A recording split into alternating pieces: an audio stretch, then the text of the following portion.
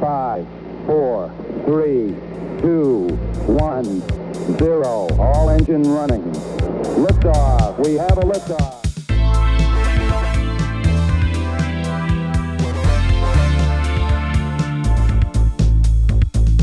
You're listening to Tabletop and Beyond with your host, Justin. But before we get started, how was your Geek Week? And co-hosts Dan and Jason. You have to be willing to let the dice help you tell the story. Okay, look, this year I'm going to stop mispronouncing words. Join us as we cover board games to war games and beyond.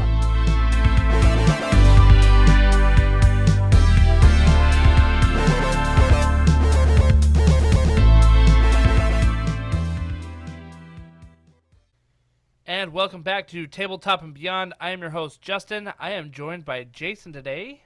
Hey! And we've got a special guest with us, Jason, a longtime player. We've mentioned him several times on this podcast. Yes, we have. I hope you've listened, Nick, because we have talked about you several times here. Yes, we have praised you many times. Well, greetings, travelers. Welcome to the show formally. This is your first time with us. Yes. And as this is your first time, it's a tryout. In person. So, first time yeah, in person. That's true. This is a tryout, so if you do well, maybe you'll come back again. Okay. Yeah. I'll give it my best shot. No, it's See, now all the people who haven't come back a second time are wondering. Yeah, what did I do wrong? Yeah. No, we're happy to have you. We are talking about the Icewind Dale Rime of the Frostmaiden today. We just finished our campaign about a week ago, and we thought that this week would be a great time to give our thoughts, impressions, and kind of a recap of the campaign. So Nick has been gaming with us, obviously, as we've mentioned, for a long, long time. He was with us on that campaign from the beginning, and we're excited to hear what you think about the campaign as a veteran RPGer yourself. Okay. So, before we get started, Nick, how was your Geek Week? Mine was very eventful. Ooh. In addition to finishing up the Rime of the Frostmaiden with my current group that you guys are in, I started another group with my kids and their friends, a party of 8. Oh. Yep. That's a big party. What That is a campaign big are you party. running? The Rime of the Frostmaiden. We Nice. just started. So Ah. we're in the Tourmaline mines at the moment. Oh, very good. Are you DMing this? Yes. So you guys started at the same place that we did. Yes. Wow. I That's did. so weird. Yep. That's funny. That's funny. Well, yeah, that's good. In addition, we just had a round of our West March, where we went to a space station to remove some people who were doing some bad things, and I was my usual crazy self, and so that was a lot of fun. On the toy front, NECA has released 2 figures reminiscent of the LJN 1980 Dungeons and Dragons characters. They released Warduke and Grimsword. Now, Grimsword was from the second release that was given from Dungeons and Dragons. So they are available to be pre-ordered at the moment. There is no information if there will be more characters, but I am hopeful that there are more. Yeah. I'm looking at them right now. They look awesome. And then we switch over to Ramen Toy. Ramen Toy has been taking the licenses of old 80s toys, which is where I live in the 80s, and been re-releasing them. So right now, they call them the Commanders, but if you lived in the 80s, they would have been Centurions.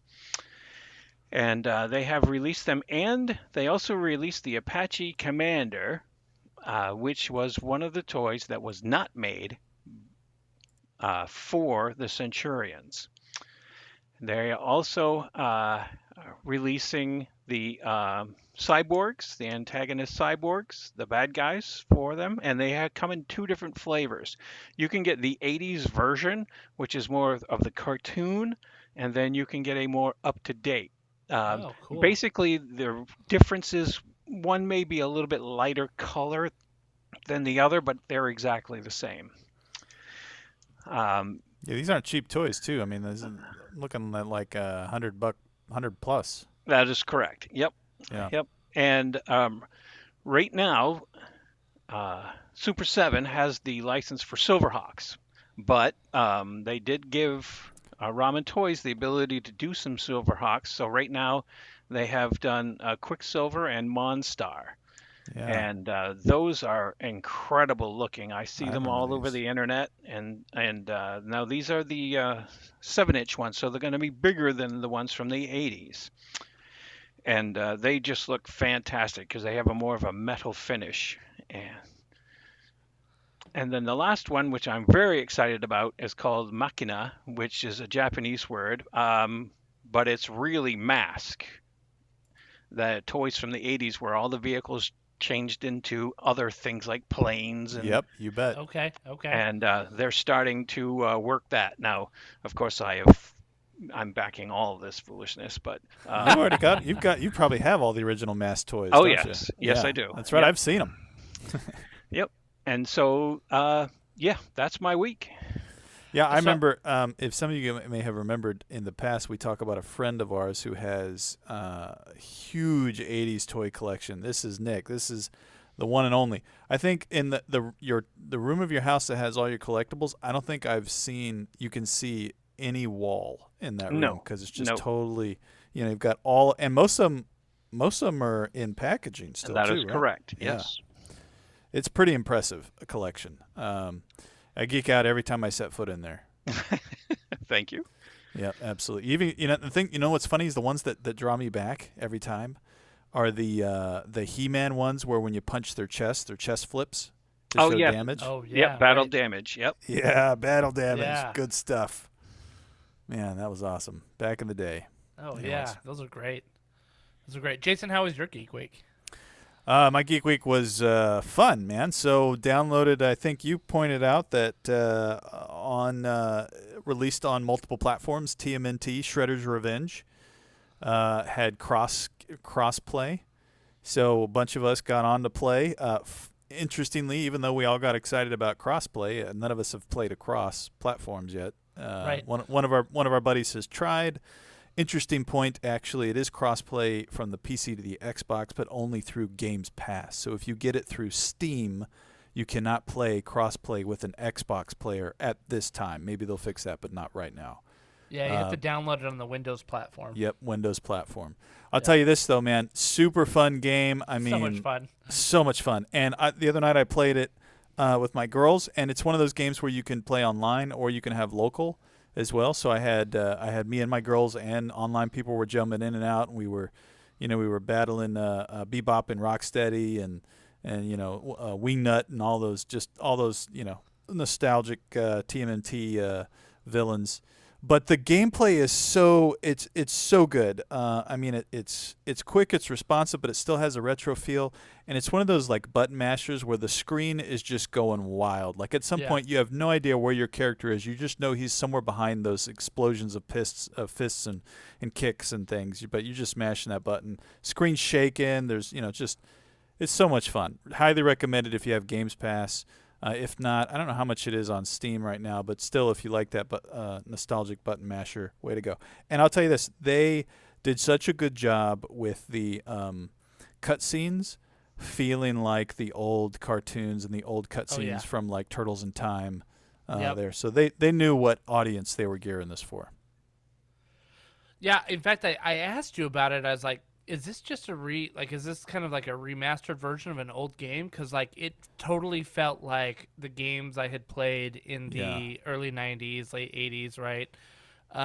Where, my friend and I would get on the Super Nintendo, and I mean, if you've ever played Double Dragon, like this is it, except Teenage Mutant Ninja Turtles style. And, so many great memories of just like playing. And my son was watching the other day and he's like, this is fun, and I'm like, this is a blast. Oh, like yeah. This is so much fun. So yeah, my girls were loving it too, and there's a lot. They did some really cool stuff with kind of a power meter and combos, and you can go into radical mode if you get your power meter all the way up, where you're just doing all sorts of crazy stuff. The other day I was playing the other night with some rando guy, and it's one of those games where you can just drop in and out randomly during the game. You don't have to start together. And it really gives you that coin op feel. Like somebody just walks up, throws a quarter in, plays, they play till their lives run out, and then they walk away. It feels like that on, a modern platform. So good times. So much fun. So much fun. The last thing I did was I got a hold of the Army Painter Speed Paint Starter set because I want to paint my Deep Madness core set. So this past weekend, I took all of the minis from the core set, which I think are on the order of about 60 or 70 minis in the core set.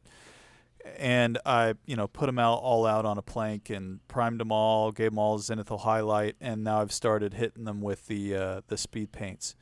And dude, it's so easy it's so easy to do this when you have speed paints, and you have mini minis that are all kind of the same. So you can pick. You can pick a color scheme, which is like 1 to 2. Well, maybe I'll say 2 to 3 of the speed paints, and you can just hit them real quick to really knock them out. And I remember, if some of you listened to our Warcry episode, our last one, our Dan, he mentioned that these speed paints, in contrast to the Citadel contrast paints, there's a little pun there. In contrast to those paints, these take a little bit longer to dry, and so you can wet blend them well. And I will agree with that. They are very easy and amenable to wet blending, and it works really well with these paints. So I'm excited, and I'm going to keep pushing through and hopefully get the core box set done so that I can get the 5 expansion boxes done at some point in my life. I think these speed paints and new contrast paints lines that are coming out, right, like, they are made for these giant Kickstarter campaigns that come with literally 5 boxes of minis, It's crazy. Because it's like you're like, that's 120 miniatures that I'd have to paint, and you're just like, I can't take the time to do it if I want to play this game. You know what I mean? Like just get some paint on them and enjoy it. And yeah, go ahead, Nick. So they would work well on the Darkest Dungeon Kickstarter that's coming out, and absolutely. Wolfenstein, and okay, Yep. Absolutely. Did you back Darkest Dungeon, Nick? Yes. There you awesome. go. There you go. So just a little tidbit. Sorry. Let me just jump in real quick, Jason. You bet. I found out from Lincoln, friend of the show, Lincoln, that he has the only copy in North America coming to him right now. Ooh. And he needs to play test it before Gen Con because they're going to be demoing it at Gen Con at the Mythic Games booth. And he may need some people to help him out. So I don't know what you guys are doing, but I think I know what I'm doing. Right. Seems like a pretty easy decision here. Yep, Yeah, right? I'm up for that. Yeah, man. Exactly. Yeah. Yeah, we've talked about speed paints before. The more I use them, the more I think this is the new technology in paints. Mm-hmm. I think you can achieve a look with speed paints that, if done right, is just as good as the old-fashioned methods of base detail wash. Right. And because you can do it in a smaller step. I know when these contrast paints came out, a lot of people the painters on YouTube kind of reamed them and were like, yeah, this is cheating, and it just doesn't look as good. And I disagree, man. I think that you can get just as good a look, especially if you put some skill behind it. Sure, you can slap it on and make it a quick day, but you can also use them in a very skilled painted fashion and get and achieve that same feel that you can then go over and put your details on if you want or if you need to. So anyways. I would say that a lot of the really good pro painters out there, right? They'll say look, you have to decide what kind of paint job you're doing. If you're doing a golden demon level display painting, maybe you get choosy about where you use your contrast. But then you're probably using a bunch of other techniques like your glazing and your wet blending and edge highlighting and stuff like that. But if you're just painting an army to get it on the table, like you'll see them use contrast quite a bit, and then go back over and put like some finishing details on it that really like hammer it home, and it doesn't take that long, right? Yeah. So I don't think that attitude of like, hey, this is cheating, kind of exists out there anymore. Yeah. I think they say use the tool for the job that you need done. And like, for example, Deep Madness, you need to get those minis painted. Like, you're not going to go submit them for a Golden Demon Award anytime soon. Well, you know and what they're cosmic horrors, so their flesh is all mutilated anyways. I don't need to have clean, pristine lines between the bone and the flesh. Right. Very good. Well, I can't wait to see them. Those will look great. And look, games always play better when you've got them painted. Always. The miniatures painted. They always play better, so... Wait, maybe I should leave the monsters gray then and just paint the heroes. It probably goes the other way. Exactly. The problem is monsters play better That's right, monsters. when they're not painted. Exactly. So let's see. For my Geek Week, just more of the same. Just painting terrain, getting it done. I built a bunch of different models and stuff like that. So just trying to get it done and ready to go for our events coming up, and getting some good stuff done there. My other thing, though, I've been messing around with a bunch of night hunt lists in the Warhammer app, and You gonna pull the trigger pull the trigger on what? on the big 9-hunt bossy guy? Yeah, I think so. So I've been messing around, and I really want a Nagash, like Supreme Lord of Death, right? The Such a Grand good-looking model. Necromancer. Yeah, he's awesome, and he got an updated War Scroll, and we talked about him quite a bit when Nate was on our Talking Warhammer episode a couple episodes ago, and that's where he kind of got me thinking of like, oh, okay, cool. Because the problem, you and I have talked about this, right? When you have a big piece on the table, like a Terrorgeist or like a zombie dragon or something like that ends up becoming the focal point for everybody, and it ends up getting either shot off the board or magic bolted off the board or like whatever as fast as possible, because that's what people are want to do. But Nagash, he costs over 900 points, but he can take a hit and he can give a hit. So I'm kind of wondering, like, in this era of horde armies that the new Warhammer is doing, like, Nagash would represent half the army, so I wouldn't have to put out as many models. And if I can learn how to play him well, I think that'd be like a winning combo. And I've got a really good list, I think, behind him that I've been working out with Nate. And so you're talking, I think, like 42 models total. Yeah, I think if you're gonna do it, you got to go all in. You got to put him on the table, and you got to keep him on the table for several iterations. Yeah, because it's an investment, and you got to figure, like you said, you got to figure out how to play him. Yeah, effectively. I totally agree. I am gonna borrow. So he has the same base size as a Kragnos, and so I'm gonna try the list that I'm thinking of with Lincoln's. Kragnos first, and just kind of proxy him and see how it works and see if I like it. Because he's like $110 on Amazon right now. Well, I'll tell you this: if you want, and this is up to you, right? I am all for the 3D printed Etsy stuff. You can get a 3D printed Etsy thing that looks like, they call them the quote Great Necromancer for like $20. Nice. Yeah. Nice. Yeah, I'll have I'll have to check that out. Because the thing is am I ever really going to play the top tables? Yeah, and it's a topic for a whole nother podcast on where do we think the pricing for miniatures is going to go with 3D printing becoming so much more accessible in the future. Yeah. But anyways. So that's kind of my Geek Week. I was messing around with some Warhammer stuff and doing some painting, and of course I played some TMNT with you. Yep. So that was good times. Good times. Yep, good times all around. So awesome. Let's move to our geek news. Unfortunately, Dan's not here, so we don't have a cool little intro music like dee dee dee dee dee dee dee. There we go. That's our intro. There we go. So the first item of geek news that I want to talk about is that on today, June 27th, the 40th anniversary of the Call of Cthulhu starter set just came out, which is wild to think about. That starter set that we played, Jason, at GuildCon, that is 40 years old.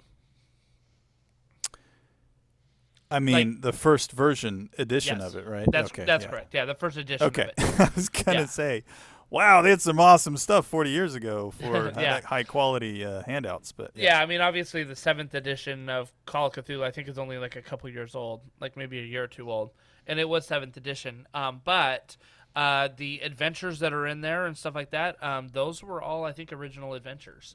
From way back when they were just updated with new rule sets and things like that. So, what do you get in the 40th anniversary release? It contains the books, the dice, pre-made character sheets, maps. It's got the new box art by Lin. I'm gonna pronounce this wrong. Lin Siang. That's really bad. Hsiang. So whoever speaks that language. I don't even know what language it is. I would say Chinese maybe. New box art. New box art. There's new box art. There's updated interior book cover design. So like there's a couple of books in there, right? There was the rules book, the self-adventure book, Into the Flames, and then there was the other kind of adventure books that you had. So those will have updated book cover designs. All of the erratas and corrections of the previous edition are up to date in there. And you've got 40th anniversary investigator sheets, which I think is cool because they're like updated, more fancy, look cooler type of thing that are ready to go. So a lot of good stuff. It came out today. And did we, Jason, I was saying before, did we ever do a podcast episode about the Call of Cthulhu?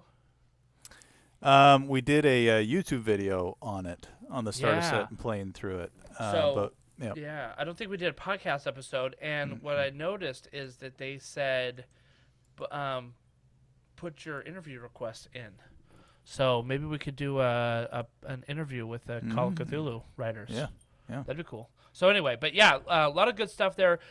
We can't say, personally, I can't say enough about this starter set. I think I talked about the Into the Flames solo adventure before that taught you how the game worked as the DM, like as you would work it. Like I didn't know how the game played really. I mean, we had sort of played it one time before, but being able to go through the solo adventure and actually like roll the dice and fill out your character sheet was so helpful to see how the game played that it felt very seamless for me to run it than when we actually had it at GuildCon. I don't know. Did you feel like that was like my first time running Call of Cthulhu when we played it? No, I think that the materials okay, so that's one of those we know how to GM, right? Yes, so, that's true. That's true. But there's a lot of good material there to help hold your hand if you're early on and you just want to sit down with your friends in that game. Yeah. I can tell you that I have, DM Nougat. Well, let's compare it to the RuneQuest game, right? That we did. Oh, it's good. It's good. Yep. I was way more nervous about running that because there was a lot more moving pieces and things like that in that game than I was with Cthulhu. After I played that solo adventure of Cthulhu, I said, "I've got this. This is going to be a lot of fun." And the adventures was great, and we had a ton of fun with it. Yeah. I wish Nick you could have played with us that night. It sounds like a lot of fun. It is. It's very investigative, and one thing, Nick, I know you can bounce back and forth between action and role play. So I think you would have gotten a lot of good geeky role play out of this one. Good. We still have another module in that starter kit. We should play it. We should. Amidst all of the other RPG one-shots we have on our table. So many things. That we're behind in getting done. Let's see. For our next news item, Nick, you had told us about a new Magic the Gathering set. So just recently released is a continuation of July of last year when they released Forgotten Realms for Magic the Gathering. And in that Magic the Gathering Forgotten Realms section, they introduced the adventure part where you go into dungeons. And so some mechanic would allow you to enter a dungeon. And then these dungeons would give you special abilities that you could use in a room. For example, it would give you like a +1 counter on something, or move, uh, re- remove a creature from the other side, or things like that. It also gave you classes like your clerics and your mages and things, and they worked more along the lines like of an enchantment with 3 sections in it, and you would move through each of the sections and you'd gain more abilities. Well, in this new Baldur's Gate is the new release that came out, and they continue that more with the people that they didn't use in the last set, which in the last set you had your Dritzes and your Bruners and your Nelbins and the people from Waterdeep, and mostly and a lot of Ten Town stuff. Um, in this one, you have your Planeswalkers are Tasha and Elminster. And like one of the cards I'm looking at right now says, "You look upon the Tarask," and it's like it's a wonderfully drawn card of the Tarask destroying a whole town. It's just fantastic. Now, I'm a general Magic player. I do not collect every set. I collect the sets I like. Innistrad with Sorin, and anything with like vampires and werewolves and stuff like that. Um, but if it's Dungeons and Dragons, definitely I will get that. The only issue that I'm seeing right now is the Forgotten Realms one was a generic set, but this is a commander deck set. So a lot of the abilities and the cards talk about with your commander or replace your commander or things like that, which is fine. Um, and the other concern I have is the price of the Magic cards have gone up significantly from other sets. Really?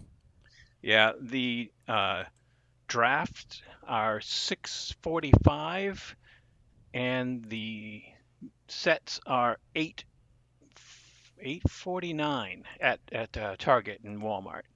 So they're significantly same amount of cards, just significantly more expensive. And so I was told that because of the license, yeah, maybe, but but everyone's because of the prices of everything going up. So Yeah. Well, that's kind of across the board right now.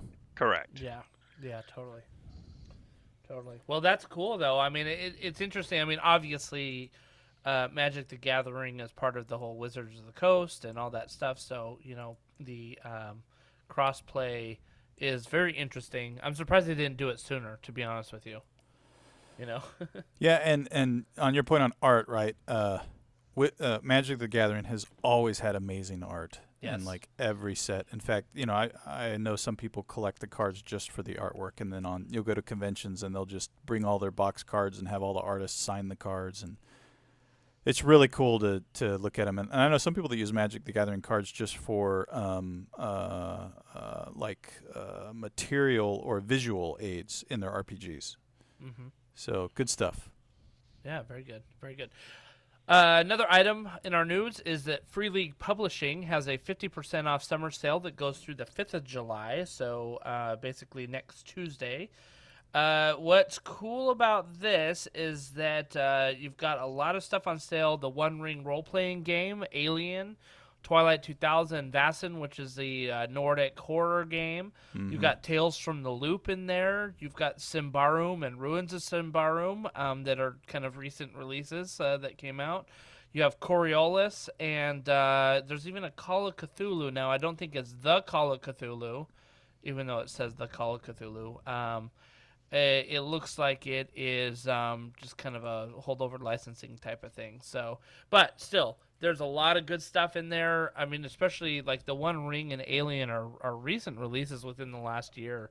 So to have a 50% off sale for some of their PDFs and some of their other merchandise, like there's and actually it's physical copy stuff too that you can order. And I'll say that's where it's kind of a little rough for us over here in America because the 50% off, or it's not always 50% on everything. But anyways, I was looking at stuff and I put stuff in the cart because it is from their store right over in Sweden.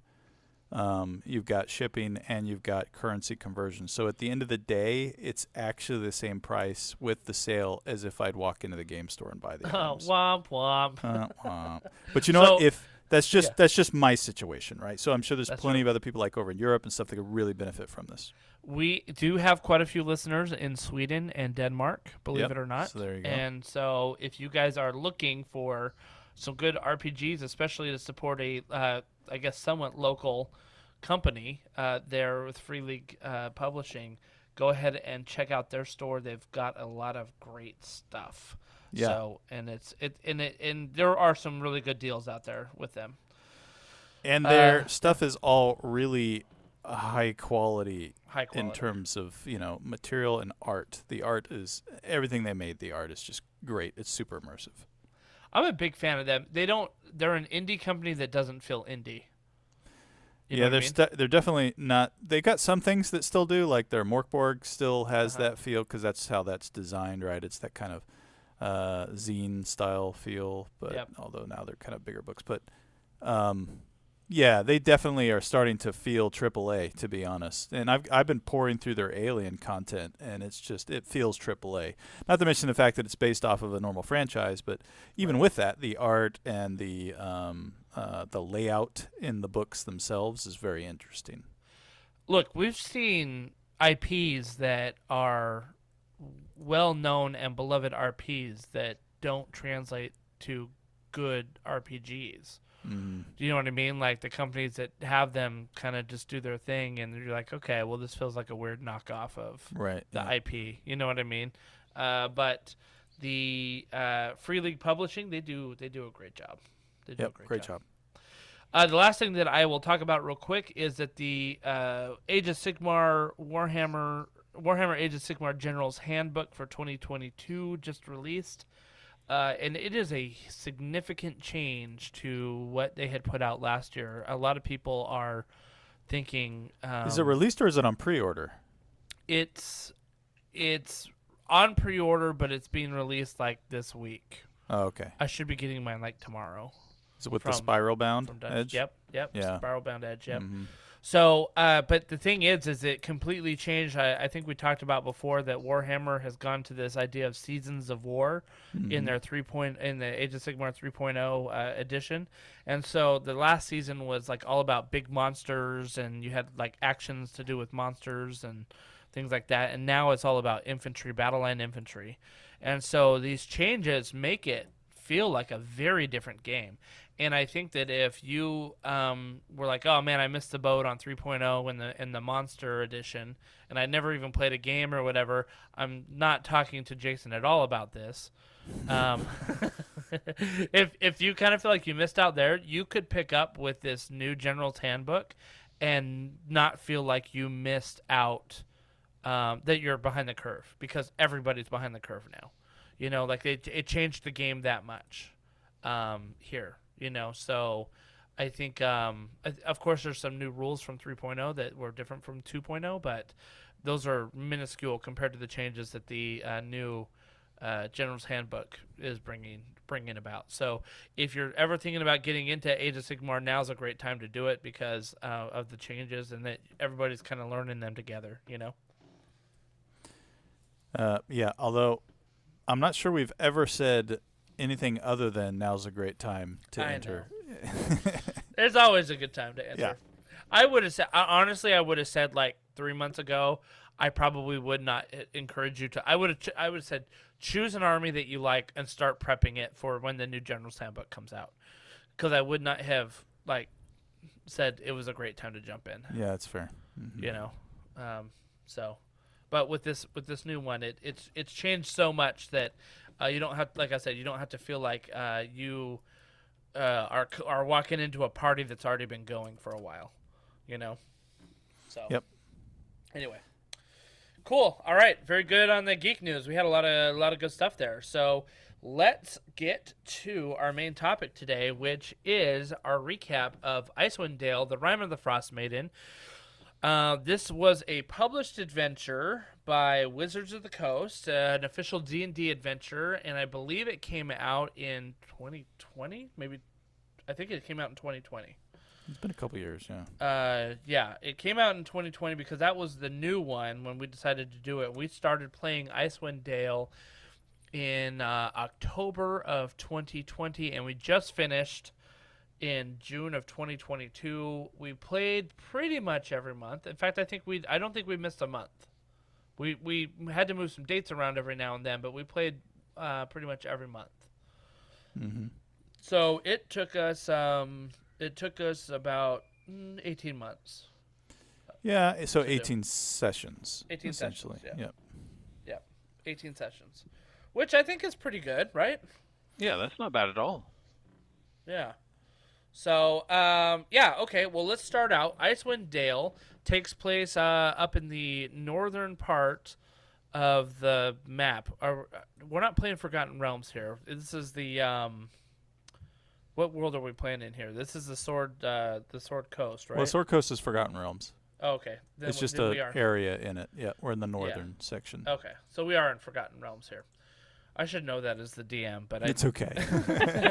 I was hyper focused on. We were in Frozen Country for 18 months. That's right, exactly, with no way out. So, let's start with initial impressions. What did you think, Jason?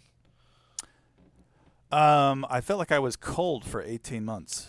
Yes, sir. You really get a sense of chill there. So initial impressions. All right, so initial impressions. Fun, a lot of material, a lot of opportunities to do side quests that still felt connected to an overall story arc, or something that was affected by the main thing, the overarching threat that was going on in the world. I thought there were parts of the campaign that felt a little monotonous at times, or just kind of busy work. But there were also parts that were very exciting because it was new things rather than just cookie cutter, run in a dungeon, kill everybody, find the treasure, avoid some traps. There were some mechanics that were puzzles that were puzzles that was interesting to solve, and so a lot of kind of otherly realm magic stuff that came in. So I thought it was interesting overall. I had a great time playing it. Yeah, Nick, what were your initial impressions?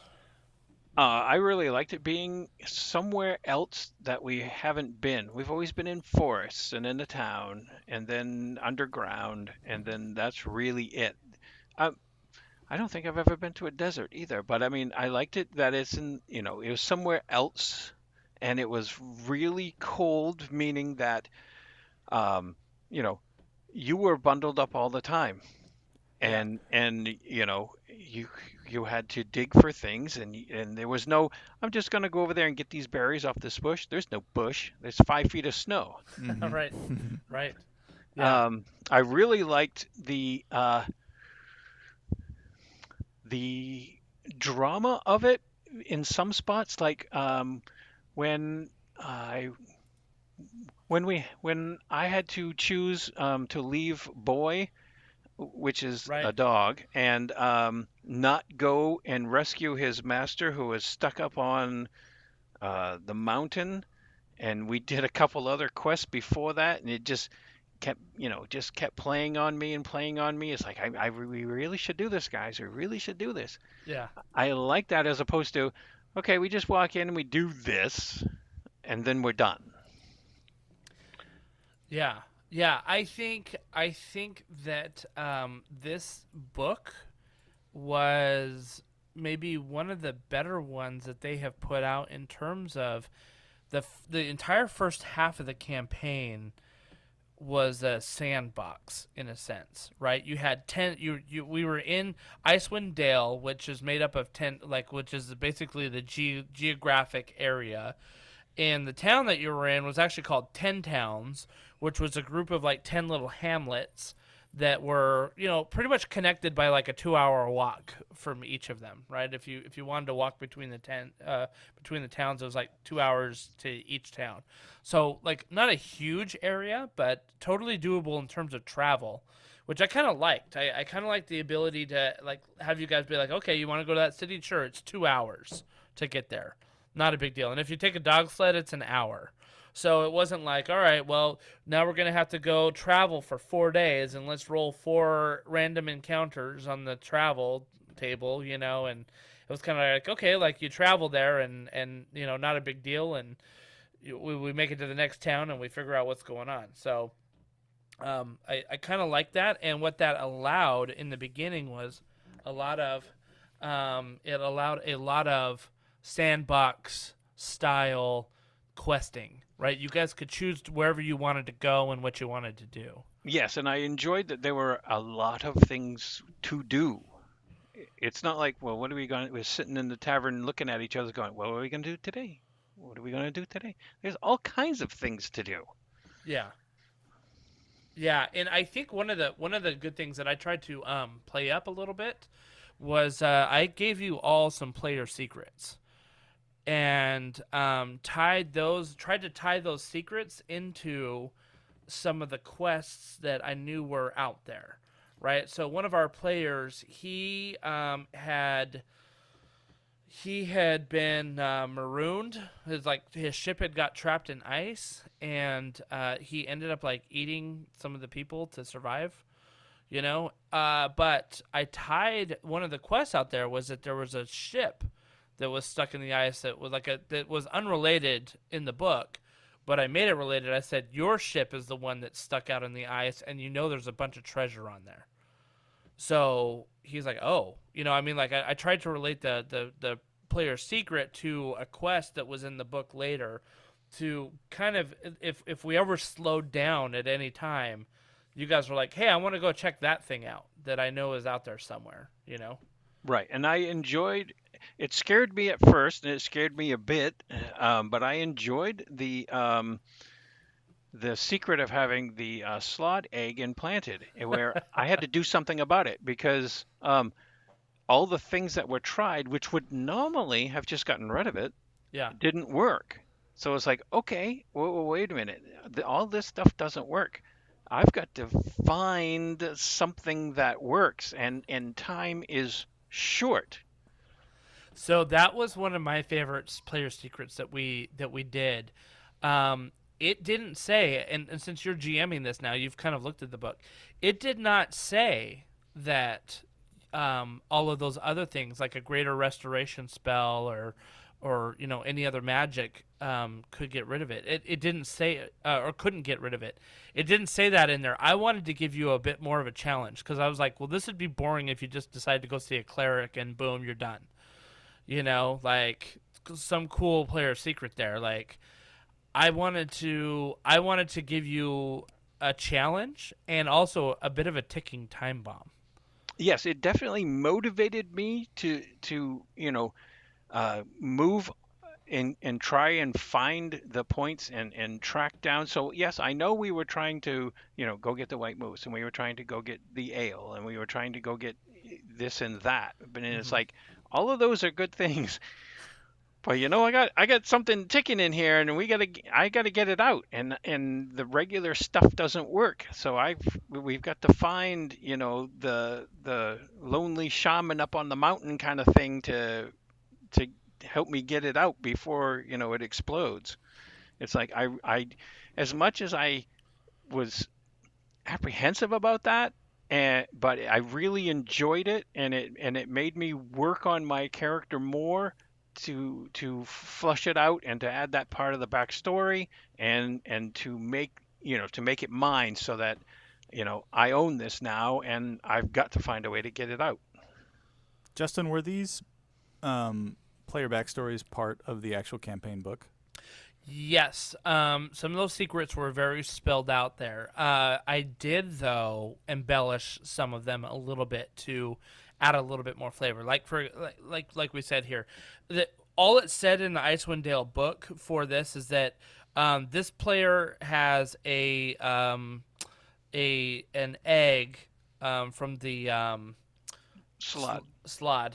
I was about to use the Age of Sigmar Slon. The Slod.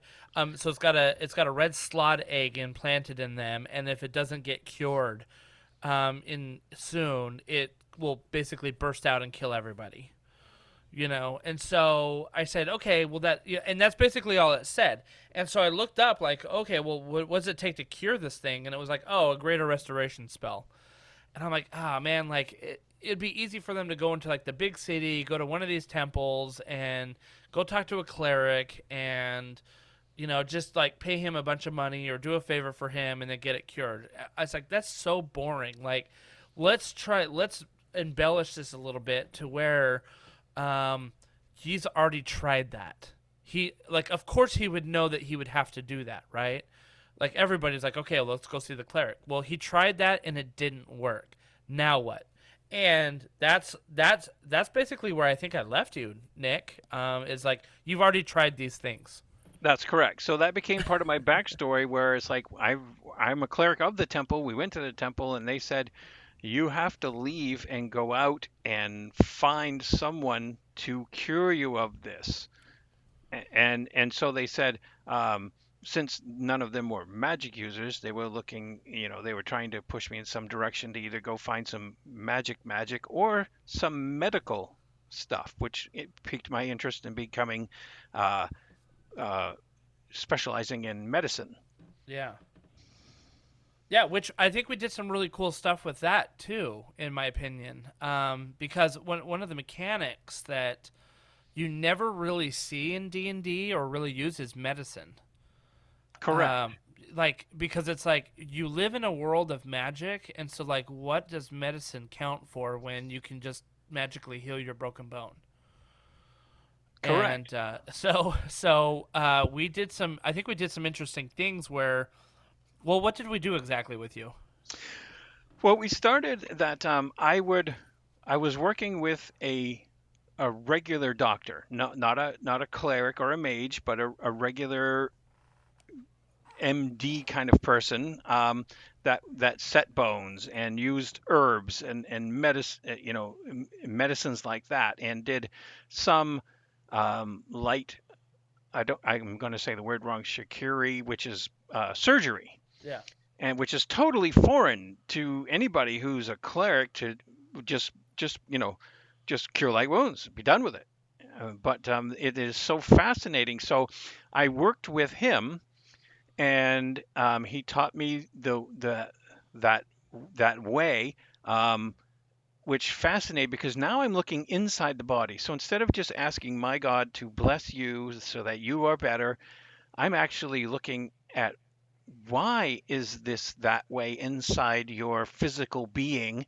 And there are secrets inside the physical being that magic really can't do anything with or against. Or so it's like, so they all can work together in order to make and to fix the body.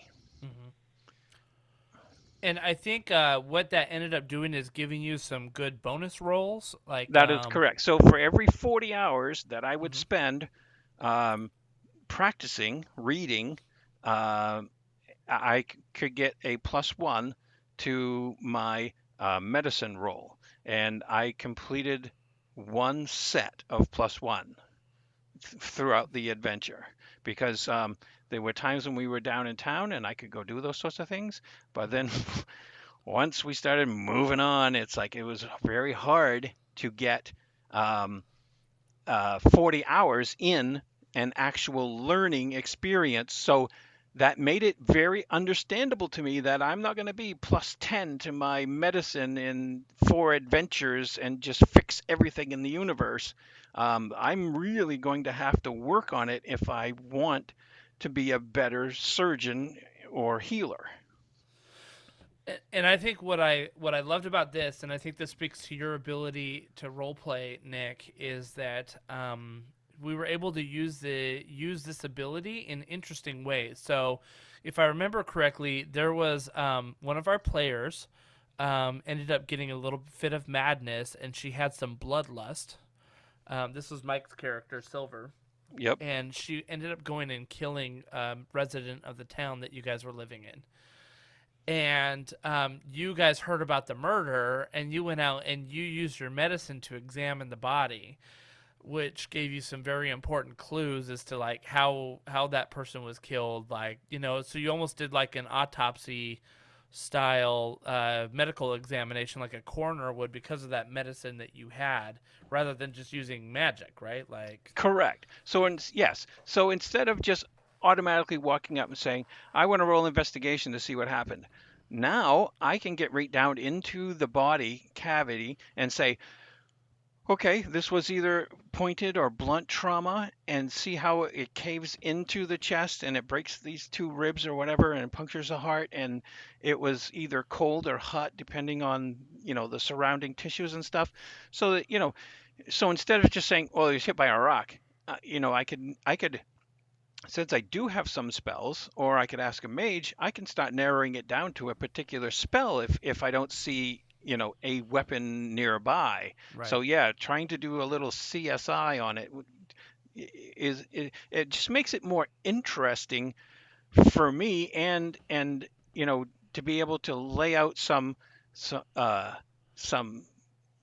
ways that it could have happened. Yeah, and to kind of bring it back to the original question, right, which is like, I don't think you would have been as interested in this medicine had you not had that slot egg implanted in you, right? Because you're trying to figure out. That is how do correct. get Yeah, this I thing wouldn't. out? I wouldn't have really bothered with that at all. Yep. Exactly. And I think, Jason, for you had the player's secret of you were a member of the Harper's organization, right? Yeah, I was a secret member of the Harper's organization. I had kind of written my own backstory too that you tied in with that player's secret that worked well, where I had used to work for an organization that caused a lot of harm. Mm-hmm. Once I discovered that I was causing more harm than good, I defected to kind of this Harper's organization to try to kind of work under the covers to try to help the 10 towns. So I think that worked a little bit. I did kind of, the main thing I had was I had a contact that I could access. Mm-hmm. And I think I was able to successfully use them once, but I'm not sure it really paid off. I'm not sure we really gained much from it, and so I kind of steered away from it. My backstory. I think there was 2 times you used it, if I'm not mistaken. The one time you needed to get an artifact out of. You needed to find an artifact in one of the speaker's houses. And your contact knew who had like bought it and where it went, right?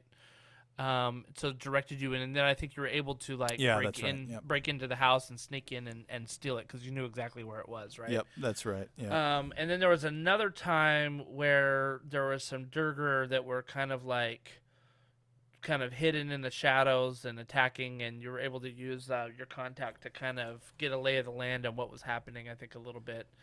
And understand like kind of the political machinations of who was helping who and stuff like that. I think if so. I'm not mistaken. I think the first one was probably the most effective for the group, I agree. finding out where that thing was. But that's the beauty of having 5 players with individual backstories is you can all call on them as necessary throughout the campaign.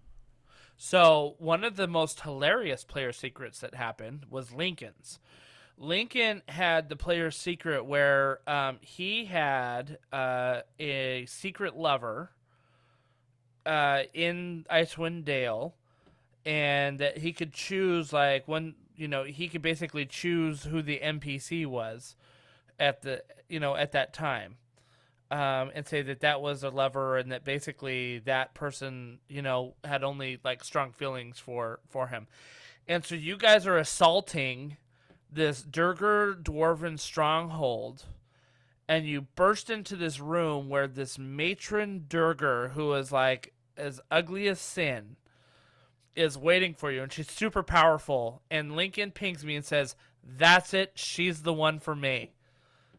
Right? Like, I want her to be my lover, And so I said, okay, we're doing this, and it was like, parole, where have you been, and then all of a sudden, like, it completely changed your guys' assault of this place, right? She's like, I hate this guy here, I only want to be with you, my love, like, take me away from this place, and it was fantastic, because I think you guys would have, she was pretty tough and powerful, and she probably would have put a hurt on you guys, especially going into a bigger boss fight.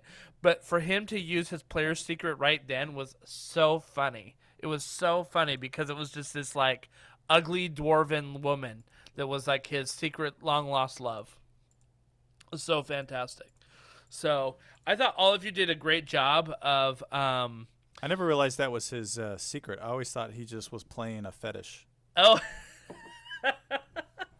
I mean, he kind of played that out before because remember he like he wooed that one woman to get a better room.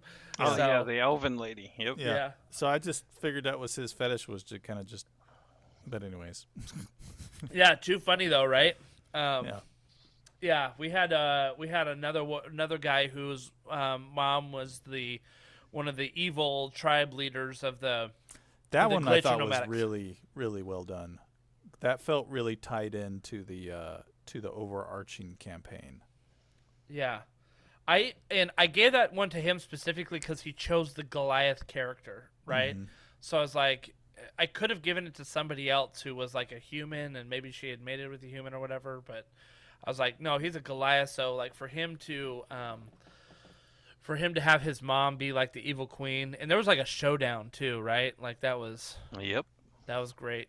And like at the worst time possible, of course. You know, mom shows up. So yeah, it was good. I think the player secrets were good. I put in, like I said, I tried to go the extra mile to tie them to certain adventures so that if you guys wanted to pursue some of them, that like it would take you on an adventure. So I think, Nick, like you said, I pointed you to a shaman who I kind of made up as an NPC. Did I say Sean? Nick. No, you said it right. Okay, Nick. Okay, sorry. I pointed you to a shaman who I made up as an NPC, but she had some quests for you guys to do, right? And those quests were part of the adventures that basically there was a part of the book that said, okay, the players have progressed to this level. They now need to do like 5 or 6 quests out of this section of the book now. And once they do that, then they can move on to the next section of the book. Right. So I tried to tie in your player secrets to some of those quests, so it didn't just feel like, oh, here's another quest. Oh, here's another quest. But that you guys were actively like driving towards those quests, and you didn't know it. Correct, You know, and that way. I didn't, and like most PCs, like the bartenders and the sort of stuff, I didn't leave her. Mm-hmm. I would use sending to ask her questions, especially in the tests of Oriole. Yep. I used her as a resource, and didn't just sort of, okay, well, I've met her, she's giving me my quest, I'm on my way. Right. Yeah, she became a pretty central figure in the campaign. Funny enough, right? Like she gave you guys a lot of advice. There was one point that somebody got knocked out pretty bad. I think maybe it was I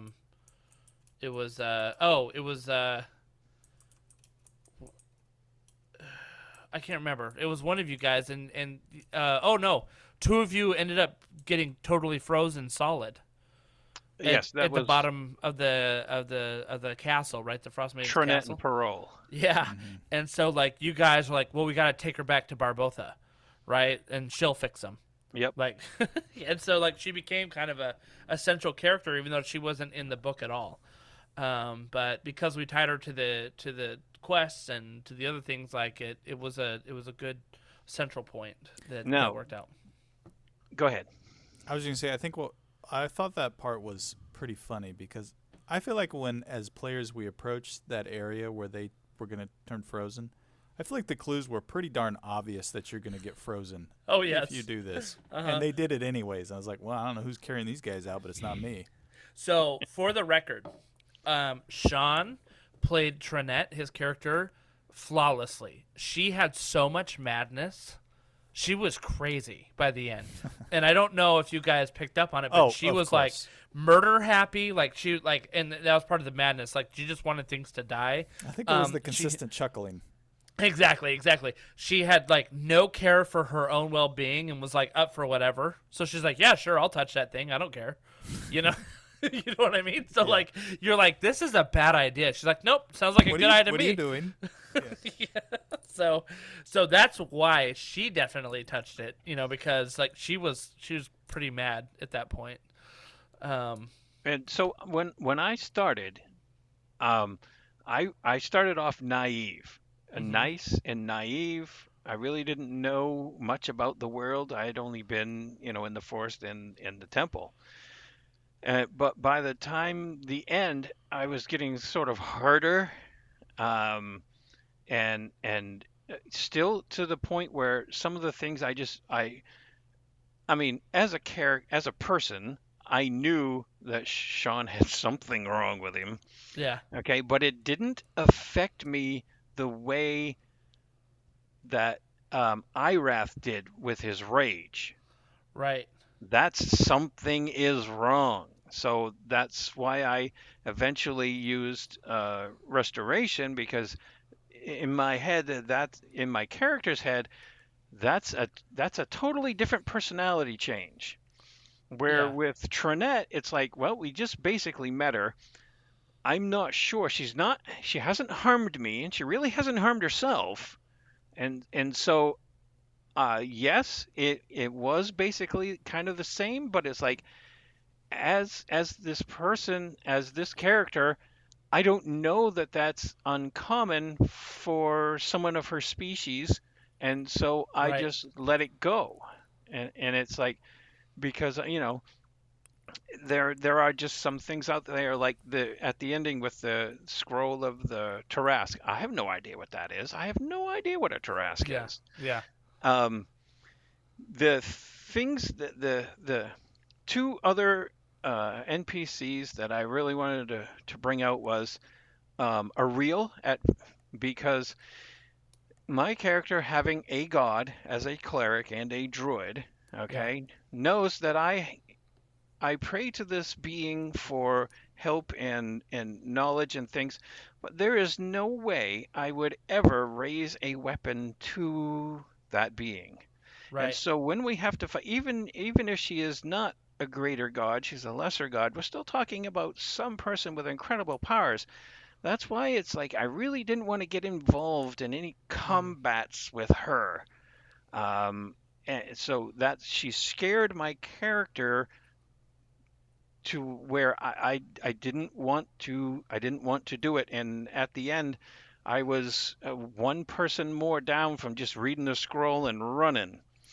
Now, the character that I did not like at all, um, most of the NPCs that we came across were okay, but No, I know who you're gonna say. I do not know why Velen just rubbed me the wrong way from the second we met her coming out of the Drugar Keep. Yep. That second on, I never saw her do anything or be of any help whatsoever. Now, she did do things in Targos, or yeah, Targos, Mm-hmm. okay, but I wasn't there. I was Right. with Shang up in Lonelywood. And so to me, she's a liar, she's lazy, she's no help at all, and she's commanding us to go do these things. And she has no information. She just rubbed me completely wrong, the whole thing. So it's funny you mentioned that, right? Because here is an NPC character that should be being played as a character in a sense, right? So the DM's got to kind of do double duty. He's got a DM and then also sort of play her, and you know what I mean? So the approach that I took was I want to make her the least helpful person possible. I want to make sure, because like the part of me is like, I'm already dealing enough with the adventure right here that I don't want to have to memorize her stat sheet and like have her fight and Right. do all this stuff. So I intentionally said like she's gonna be like not helpful, and she'll give them information when they need it, like when they desperately need it, and she'll just like drop these little nuggets that she knows. And I tried to play into the fact that she essentially was like a runaway from the Arcane Brotherhood, right? That she wasn't really an official member, and she's trying to prove herself. And so, like, maybe she doesn't have the polish that a normal Arcane Brotherhood person would have, and knowing like where to give and take and how to help and not help. You know what I mean? Like, Yep. I kind of took the idea of like, similar to the Wheel of Time. You had the Aes Sedai, Yep. right, and the Sisterhood, but then you had like Egwene and like kind of going in, and she wasn't a full sister yet, and so she's kind of stumbling her way through what she should be doing. So I kind of made her intentionally annoying. Okay. Well, it worked well. It really worked well. I mean, I was never upset with you at her. Oh yeah. It was just her. It's like, why Yeah. are we listening to her when she provides zero utility? Which was Go ahead, Jason. I was gonna say I think the utility she did provide was that she spoke Draconic. That's about it. Yeah. Yeah. But then at the very end, after she was dead, I felt like after she passed on, due to some, well, anyways, after she passed on, I felt like we had all this Draconic we had to read. And so you guys were yeah. having to spend spells Yep. to Yep. try to read it over and over again. It's true. And you know what's funny is she passed away because I think Felsador, you had been cursed, right? That's correct. And so you really did not trust her at that point. Like, Nope. really, really did not trust her. And you convinced that fox mage that you had found in the library to Scrim and basically, scry. yeah, to get angry at her. Yep. And he ended up hurling a fireball. And the funny thing is I'm like, well, I could just like have them go in a knockdown, drag out fight. And I'm like, nah, I'm just gonna kill her right now.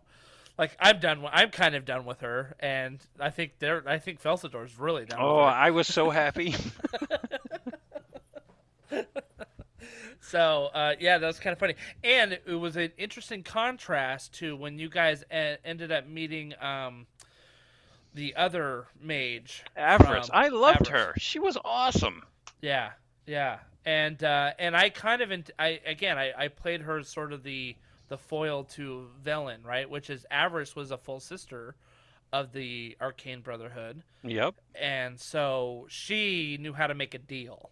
She knew what she needed and what she wanted, and was willing to, basically make a deal with the devil if needed, without upsetting the apple cart, Right.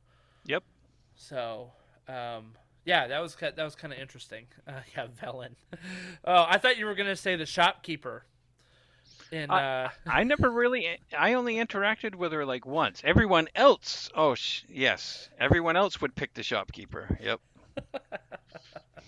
that was like I think Casey's quote unquote favorite one, because he'd just be like, "Can I just get some climbing gear?" She'd be like, "So, funny story about that climbing gear," and just go off on these random tangents about it. Yep. He's like, "Great, can I get some rope too?" Oh, it's funny you mentioned rope. Now, were these personalities described in the campaign book, or did you embellish on them?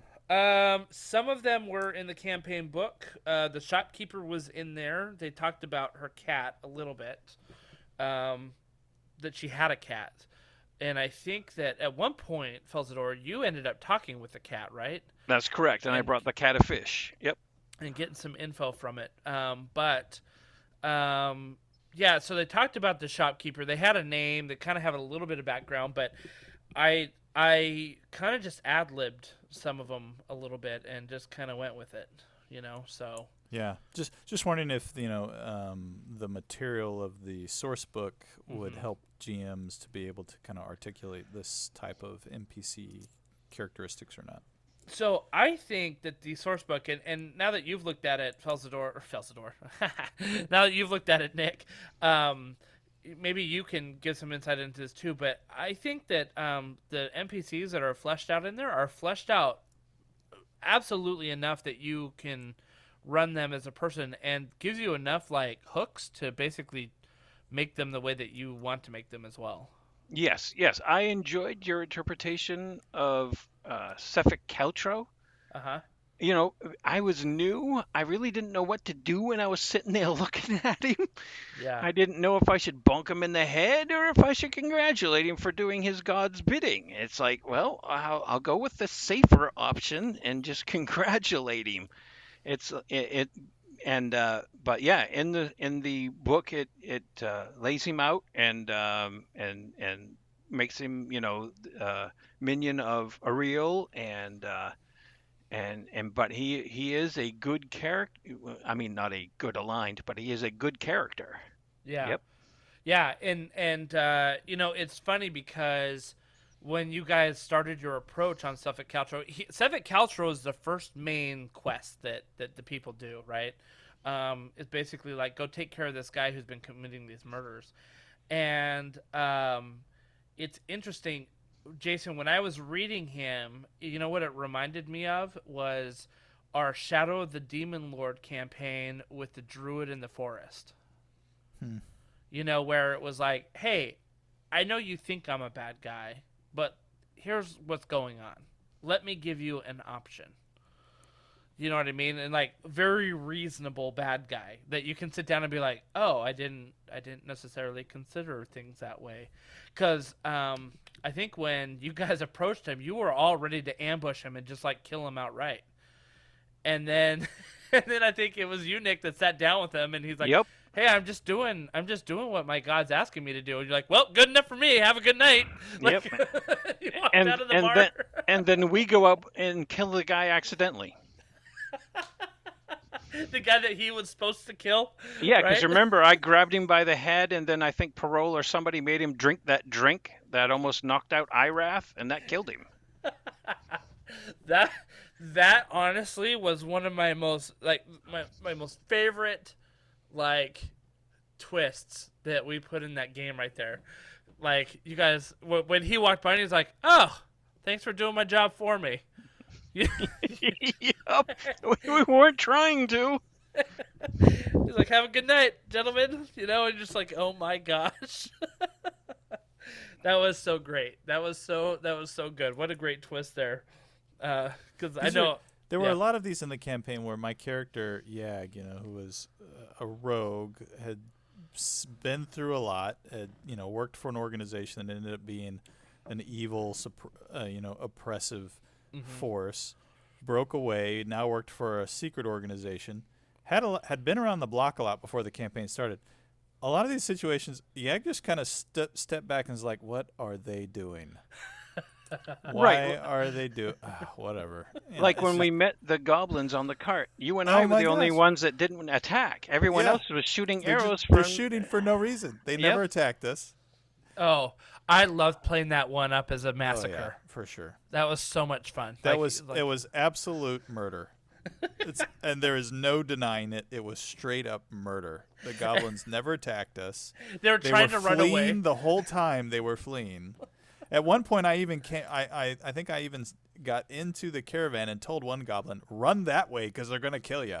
Yeah. And it almost got away, but Parole said, and he knocked an arrow and took it. 120 feet away. Yeah. Yeah. It was just straight up murder. Which is funny because I could have absolutely played the goblins as like thieving bandits that were going to protect their loot at all costs, right? And what you guys saw when you got there was that they weren't thieving bandits, that loot had been abandoned. Yep. Because the Yetis had chased off the people, and they're like, well, if nobody's going to take this. Right, here. we tried. Well, Yag and I tried to, talk to them and say, that you're right. You found it, but let's take it to town, and maybe we can get you some pay or something, or we'll just pay you now, and we'll take it. And then the shooting started. And they were cool with that. They're like, hey, yeah, sure, fine. We get it, right? Like, no problem. But again, that's the way that as a DM I had chosen to play it, because they could have been hostile to you as soon as you walked up. It's okay. It's good role play. It lets the other players kind of develop their characters more into murderous, racist people. But right? That's okay, you know. I remember at one point one person said, I was like, why are you shooting them? They're not doing anything. They're like, they're goblins. They're evil. Yeah, exactly. I'm We like, all know they're whoa, whoa, evil. whoa, whoa, whoa, whoa. So, Jason, earlier you had said that you thought that there were some parts that were tedious in this campaign. Yeah. Like what? Yeah. Why don't you dive into that a little bit? Yeah, so like I said, that there were parts of this campaign that I really enjoyed. Nick hit on one of them is the setting. You know, obviously we're up in the northern part of the map, and you know, near the I think there were some really cool parts where we would get almost transported to magical realms where we had to accomplish certain feats, certain trials. And those parts I really enjoyed because you felt like you were somewhere with strict purpose towards accomplishing your overarching goal. Do you have some? Sorry, do you have some examples of that? And this is where I get fuzzy on details, but at one point we were doing the trials, right? Oh yeah, that's right. And when we did the trials, I can't remember if it was we would go into rooms through doors or we would touch something, but yeah, and you would go through it and it transported whoever went in together. They would be transported to a completely like part of like almost like a part of the frozen wasteland, but it was this cornered off area where there was this environment that you had to deal with. And on one we got transported to a tribe that was like. They were starving to death out there because they hadn't been able to get any game, and they were having to make tough choices with their population, and we had to make a decision on how we were going to act, having seen what they were doing to their populace, and then once we made our choice and our decision, we were transported back, and so I really liked how there were these little areas that we would go visit. Another one was it was kind of like the graveyard area where there was the mirror that gave us the wishes. Oh yeah, right. Yeah, there were areas that felt very like they developed the world around us, and they gave us things that helped us in our overarching goal there. Then there were other parts that were interesting, but I felt like were distractions at times. But that and that's okay because sometimes people like side quests. And I think if you meet, I'll say this: I think if you meet often to play, then side quests are more appealing because you can do character development and get experience and build your character. I think when you only meet once a month, side quests can kind of seem like a distraction from an overarching story that you're still trying to kind of keep in the forefront of your head when you're only meeting every 30 days as a group. So what did you feel like was a distraction in the book? I felt like while I enjoyed it, I felt the wolf tribe or the tribe of Wolverines or not Wolverines, the Lycans. Yeah, was cool, but I didn't feel like it was an overarching. It didn't help us. I feel like we kind of went out there, did our stuff, and then we started making our way back towards the 10 towns to do stuff. Yeah. That was kind of like by the way, Barbotha needs you to go do this while she figures out how to cure.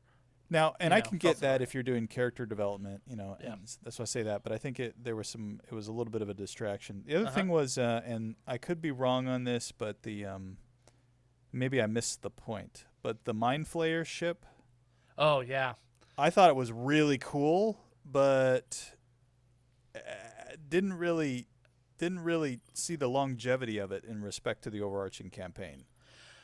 I thought that the Mind Flayer ship was the most out of place quest in the entire book. Yeah, it just felt didn't feel part of the totally narrative. And it was really cool to get the laser pistol, but it was hard to use. And a laser pistol in D&D? Yeah, right. I mean, one of my friends or one of my coworkers is actually running Rime of the Frostmaiden.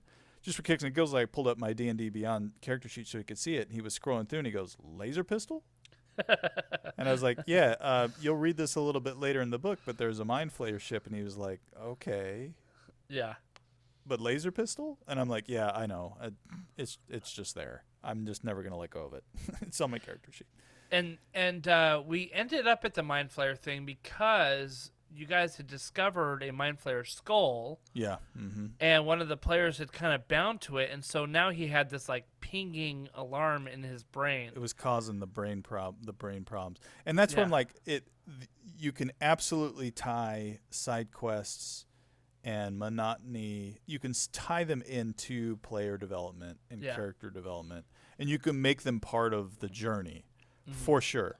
But when I step back as someone who plays a lot of these games and kind of analyzes the system and the mechanics afterwards, I think, yeah, but was it actually necessary to tell the story of Rime of the Frostmaiden? Yeah. And I don't know if it was. I think that there were some other quests that we did not even get to.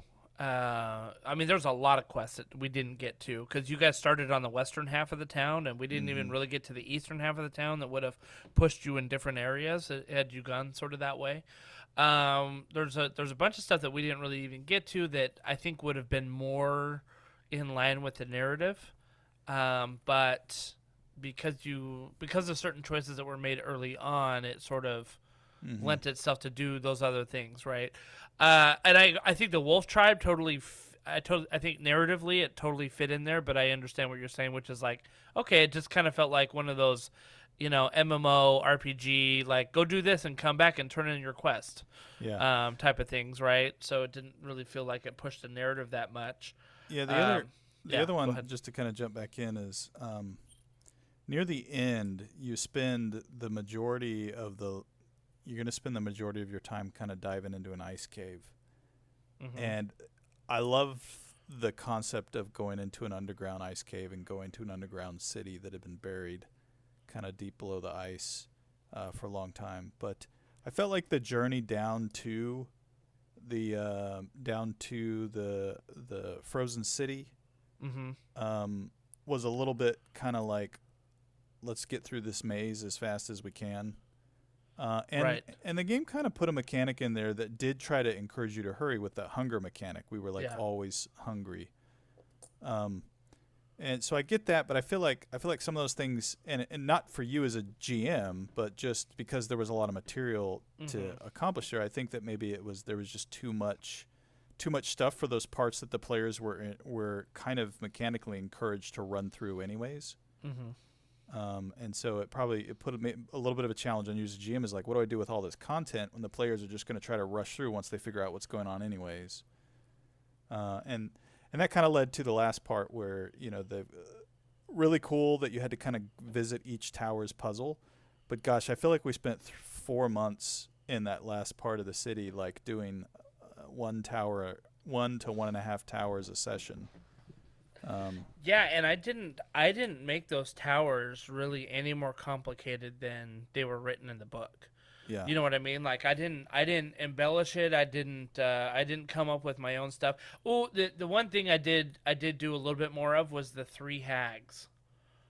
And that was perfect. The 3 hags was great. I guess my point with this is, when you're planning, and not you, I'm talking about the people who wrote the book. The people who wrote the book.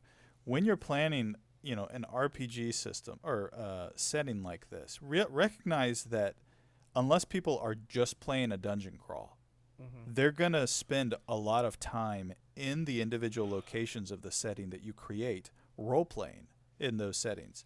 So if you make 7 towers or something like that? 9. There was 9 towers. If you Or make 8, 9, 8 towers, sorry. 8. 8. If you make 8 towers, all with puzzles, all with opportunities to role play, all with opportunities for combat, that is going to consume an enormous amount of actual real time to play the game if you have a group that is going to role play in that, which puts the onus on someone like you, like a GM, to decide, do I cut this content? Do I simplify it? So on one hand, someone could say, well, it was there. You could use it if you don't want to use it. But I'm just maybe putting a word of caution out there if somebody wants to run this campaign, that you could potentially spend an awful amount of time there depending on how your players like to play the game, if they like to role play a lot. And so just be prepared for that. I felt like it kind of drug on a little bit. Like at one point we were kind of like, all right, let's get to the next tower and do the puzzle in that tower and fight the thing in that tower and get the last little bit of clue from that tower, and then we'll go to the next tower. And So it was Yeah. kind of dragging on a little bit for me there at the end. Yeah, what did you think about the ending, Nick? Um, I thought that, like Jason, that the ending was a little too long Uh-huh. to get all the parts that we needed. Now, Right. granted, it would have gone faster if if Velen hadn't decided to leave us and we had Professor Scant. Right. Yep. Okay. Yeah, you guys did not get Professor Which Scant. Jason repeatedly told us we should go look for when we were on the island. The rest of them are like, we don't need him. Who cares about him? All right, let's just go freeze ourselves. Yep. But yes, going through all of those towers, and I'm sure that there were probably many other buildings that had other treasures in them too. There's a lot. But basically, to investigate a whole city could have been the whole a whole nother adventure, as opposed to just this, just being a chapter. Mhm. Yeah. And so we get in there and we fight some Nothics and some tomb tappers and other things like that. And we go and find things. It's like there is just so much. Now, I mean, if we were going to play this for years, awesome. Yeah. Yeah. Awesome. But when we decided that, we're going to cut it, we're going to in the next few sessions be done, it's like, okay, all right, I gotta, all right, what do I want to do? All right, so let's do the towers. Let's forget the rest of it. And see what we're going to do. Because when we were going up in that tower, I'm starting to think we're trying to get the orb downstairs to work so that we can control the weather. Why are we going upstairs? Right. To get a staff that can be put into an obelisk to turn back time. Well, that's not the goal. Right. The goal was to get the thing downstairs to bring warmth back to the Dale. Mm-hmm. And it's like, I would have loved to have, well, we wound up doing both, but I mean, I would have loved to have done one then the other, and had whatever adventures getting one then the other, because it could have been a total loss. If we'd have gone upstairs and just been killed, then we have accomplished nothing. We didn't bring. And you almost died upstairs with Yes. that lich. Mm-hmm. Yep. You were one guardian, spirit guardian strike away from all dying, pretty much. Yeah. Yes. Now I'll say I felt once we did the towers and we were able to get into the central area, Uh-huh. that from that point forward I enjoyed a lot. I enjoyed that part forward completely. I guess my point was 9 towers. If I was running this, I probably would have cut that down to 3. Yeah. I would have cut it like to 3 4 and maybe, just or said, something like that, yeah. 3 or 4, and said the rest were just kind of already in place. Like maybe the rest had never become corrupted with time and they were in place. You only needed those 4 or something like that. Yeah. But once we got that, the rest of it I thought was really enjoyable. The having to figure out how to get into kind of the room through the with the different things we learned, fighting the lich. Exploring his study, going back down, that stuff was all fun and enjoyable, especially doing it with what's her name, Avarice. Yeah, Avarice. That played a really fun part with the role play there, and the traps that were in that part of the tower that we had to kind of figure out how to deal with. That was really cool. It was just the tower part that got a little bit monotonous for me. Yeah, I kind of like reading ahead for our last session, right? I was like, Avarice needs to be here because there's too many points where if I don't give the players enough clues, or if they don't have like the magic that they need, they're gonna get stuck. Mm-hmm. Yep. And for sure. so I said, she needs to be here and she needs to be friendly. Like she can't. Right. She can't be another villain. That's She not can't be a helpful. goblin. Exactly. Because she'll be killed instantly. So that's pretty good. I agree with the towers. It's funny because you look at the chapters of the book, right? And it's like chapter 1, chapter 2, chapter 3, chapter 4. Like you kind of move through those chapters pretty quickly. even up to chapter 6, like you get through it pretty quick, and then you hit chapter 7, and then you're just like, that's like the second half of the campaign is almost in that one chapter. So your guys are absolutely right, in my opinion, about like this whole city is an adventure almost unto itself, which is cool if you're planning to play every week and you're like, hey, like we're just gonna keep going. And there's all of these. You guys didn't not even explore half of the buildings that were there. Yeah. Not even half of them. And I wasn't trying to encourage you to explore all the rest of them because it was just extra things to do, that really didn't play a part in it. Now, there was one building that could have helped you, which was that chalice thing that would have given you some magic that you could have then, used to go through the portals and the puzzle at the end in the tower. Yeah, but I mean, that's another example, though, like, unless you have a good GM that knows they can move the cheese, right? You can move the chalice to put it in the player's way. Like, if you have a hardcore, strict GM, they're going to have to search the entire town to potentially run into that chalice piece that could help them if they had no magic users in the party. Well, and here was the tricky thing. I had read about that building and the chalice, and I'm like, oh, that's cool. They get access to magic and a spell. Oh, that's cool, Awesome. It wasn't until later when I had prepped the spire, well after you guys had been done with like exploring the city, that I'm like, oh crap, they probably should have gone to that building. You know what I mean? Because there's nothing that said, hey, if your players drink this, they may need it again in the spire later. Like I had to have read like the entire book, which I just didn't have time to like pour through. Yeah. To then connect that one building out of literally 30 buildings, that one building with that one puzzle.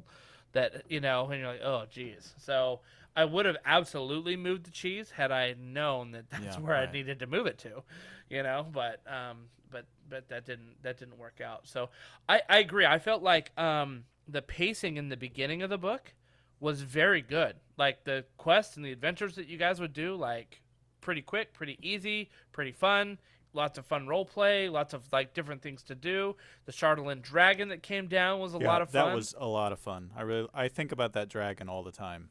Yeah, that where it's like a race against time. You get down, you're like, oh my gosh, it's gone half the city. Let's try to meet it on the other end. Yeah. Mm-hmm. And like that was a lot of fun. And then we get to the Hunger Caves once you finally open it up, and it just slowed down. Yeah. Mm-hmm. And I felt it as a GM, and I think you guys felt it as players. Yeah, for sure. For sure. I will say the Frostmaiden herself, the battle at the end, I loved the mechanic of her having 3 different phases. Yeah. Where she was 3 different things. I do feel like at the end of that, if this is if it was intended for a party of level 10 characters, I think there needed to be more than just her in that battle. I know we started with like a couple mobs, maybe 3 mobs or 4 mobs. Yep. I think for a level 10 player, I know that we almost lost 2 folks, but my opinion, I think we almost lost 2 folks just because we made some tactical hiccups in it. I feel like if you had some really seasoned level 10 players, that last fight would not have been that much of a challenge. Right. Yeah. But it was still cool. I loved the 3-phase transition to see her 3 forms. That was really cool. Yeah, that was cool. That was cool. And it was like, oh my gosh, she's harder to hit now. Mm-hmm, like she gets harder every time. That was good. Yeah, exactly. So it was good. What did you think of her as like the overarching villain for the story? Go ahead, Nick. She was I guess she was too Thanos-y in the beginning. Okay, we didn't see her, we didn't hear from her, we didn't really do much of anything about her. We only saw Sephic and then the one frost druid. Mm-hmm. She was kind of like absentee landlord in the beginning. Yeah. But once we got to the island and she stepped on us once, then that put the fear of her and me definitely. And then it's like, okay, if we can't handle her now, how are we going to handle her a little bit later? Yeah. and it's like, okay, now that she knows we're here, we know she knows we're here. Where can we hide? Right. Yeah, yeah. I tried to do. There's one point where you guys were looking for the giant's eye, which was that giant diamond that you needed to heal yourself. Remember? Oh, the Jarl's Eye. Yep. The Jarl's eye. That's right. Which I kind of made as like the just the little object that you guys needed to look for. As just part of to tie the quest in, right? Of this little thing. But there was that one frost druid that you guys ran into that annoyed the crap out of you, right? Get off my mountain. This is my mountain. Yes. And then she was basically telling you guys like, she knows who you are, you better stop, and so I tried to kind of leave a little bit like you were starting to draw her attention a little bit more. But I agree, like she kind of was an absentee landlord for a little bit, and that's where she was at. So I thought she was okay though as kind of a villain. I probably could have done a better job of like maybe like her visiting you guys in your dreams or something like that to like lay the foundation a little bit more or something. That would have been, I think, a little bit more interesting. I think that would have been a cool touch, the dream touch. I will say I felt I didn't quite get the impression that she wasn't helping us early on. Like the trials, I feel like the trials were like, oh, is she trying to give us insight as to how we could defeat her? Or like, it felt a little. At times, it felt a little like scripted, and obviously it's coming out of a book, but scripted in terms of a villain that reveals too much at the key time for the heroes to know what they need to defeat her. Right. Versus, like if she was very, like, from the moment she saw us, obviously she didn't really care about us that much at first, so she was kind of like chuckling as she was finding us, and she showed us that she didn't need to care about us at first. But then I think from that point forward, I think once we started to become a threat, I feel like there wasn't really much interaction from her at all until she popped at the very end. Yeah. Yeah, I agree with that. I think I totally agree with that. And in fact, I was going to say something very similar, which was that, I would have liked, I think, for her to be almost so far above you, so deified, that you guys could not have touched her. Like, there's no way you could have done anything. As it was, when you guys fought her that one time that you did, you took her to her second level at least, and I think she almost went to her third, if I'm not mistaken. So you guys, like, did some damage to her that first time that you guys fought her for sure. But I feel like that was almost too, like, she should have just fly swatted you guys at that point. Like, get out of my thing. You know what I mean? Yep. And then you guys should have gone, not only just to change the weather, but found like a weapon that would have brought her down a few notches, made her more mortal, made her weaker. Like, you found something. Like, maybe the Staff of Power had, like, this one spell that you could cast it, and then all of a sudden it weakened her, and that's what drew her to you. The book had a terrible way, in my opinion, of the final battle. It was just like, oh, she found out you're in that city, so she shows up. What? Like, how lame is that? Do you know what I mean? Like, I wish that it would have directed you to say, like, there's a spell in this, Iriel Larthus' study that would make her mortal. She still has a ton of power, but now she can take damage. Now she is mortal. And so you guys had to read that spell, and then she's like, uh-oh, I'm in real trouble now. I got to handle this threat. I think that would have been more compelling to me. Yes. Yep. So I just didn't feel like it, you guys did all this stuff to like, okay, well, we're going to change the weather. But it's like, okay, cool. Is that it? Like, that's it? So I don't know. Overall, let's wrap this up a little bit. But overall, like, what grade would you give this book? Letter grade. What would you give it, Jason?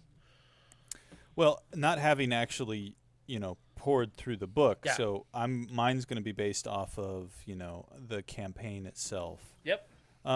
I think if we were going to give it like a school letter grade, I would probably give it an A- or a Okay. B+.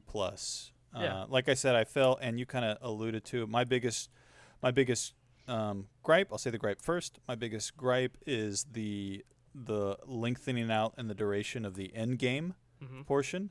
My favorite part was the uniqueness of the setting, and how even though it was in this vast cold winter world for the whole time we played the campaign, I felt like we still went to interesting areas inside of that setting. So I thought that was really good. So yeah, somewhere between a B+ and an A-. If I've got to make a choice, I'm probably going to say a B+. Okay, cool. What about you, Nick?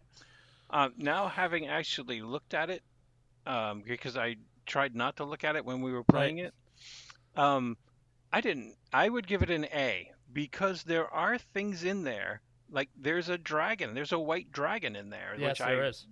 And it's like, oh wow, a white dragon, okay. And there's since I'm a furbogue, there is a quest with the beer for a verbogue. Yeah. How they're giants, and it's like, oh, that might have been cool to look at too. And so my gripe would be, unless you play every week and you wanted to do the book completely, it's going to be like 5 years. Right. It's true. So- It's true. Yeah, so it's just too much content for your money. Yes. That's what you're saying. What a terrible problem to I know, have. right? Horrible. In today's day and age, what are they thinking? Yeah, look, I think having played Out of the Abyss, having run the Mines of Fandelver, having run for my kids, right? Having run the Horde of the Dragon Queen a little bit. I didn't complete it, but Horde of the Dragon Queen a little bit for my kids as well. This book was very unique to me in that the way that Ten Towns allowed it to be very sandboxy in the beginning until you got your footing, and then it started to push you into the main campaign, right? The main quest. I think that is a fantastic approach for a pre-published book, because books are going to naturally be railroady at the end. They have to be, right? They got to get you to a conclusion at some point, right? You can't just like kind of wander around aimlessly figuring out things to do. Like, the book is going to get you to the end of the book. So the style that they have, I give it an A that way. What will knock it down from like a 100 to maybe like a 94, which is like the top of the A-, but maybe the bottom of the A, is again the ending dragged on a little too long, and everything that you said, Jason, there. So I'd give it a 94 out of 100, which is an A. A 93 would be an A- type of thing. So I thought it was good. It was a lot of fun to run. It gave a lot of opportunity for role play, a lot of opportunity to put your unique spin on it, which, any good GM is going to do that anyway. But this really gave you enough material to make it your own as well. So I think it's a good book, very good book. I highly recommend playing it. So Yeah, very cool. yeah. Well, Nick, thank you for joining us on tonight's podcast. We appreciate you coming and giving your insights. Well, thank you for having me on.